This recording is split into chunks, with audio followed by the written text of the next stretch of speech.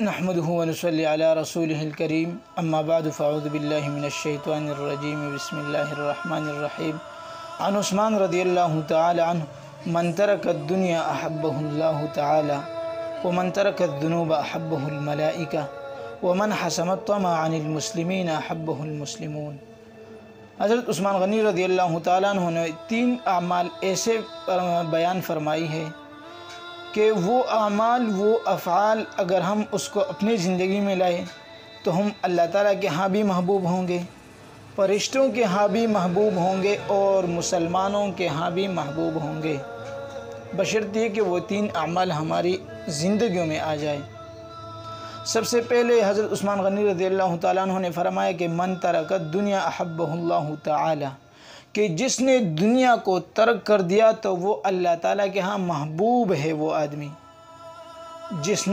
جس نے دنیا کو ترک کیا، دنیا سے قلبی تعلقات کو ختم کیا، تو وہ آدمی اللہ تعالیٰ کے ہاں محبوب ہے، اللہ تعالیٰ کو وہ آدمی پسند ہے۔ دوسری بات یہ ہے کہ وَمَن تَرَكَ الذُّنُوبَ أَحَبَّهُ الْمَلَائِكَةُ، کہ جو گناہوں سے محبت کو ختم کرے، گناہوں کو چھوڑ دے، گناہ نہ کرے، گناہوں سے اپنے آپ کو بچائے، تو وہ آدمی فرشتوں کے ہاں محبوب ہوتے ہیں، فرشتے اس آدمی سے محبت کرتے ہیں۔ اور تیسری بات یہ فرمائی کہ وَمَنْ حَسَمَ الطَّمَعَ عَنِ الْمُسْلِمِينَ، کہ جو مسلمانوں سے طمع اور لالچ کو ختم کر دے، کسی مسلمان سے طمع اور لالچ دنیاوی اعتبار سے نہ رکھے، اس سے مال اور اسباب کی طمع نہ رکھے، احبہ المسلمین، تو پھر مسلمان اس آدمی کو پسند کرتے ہیں۔ اگر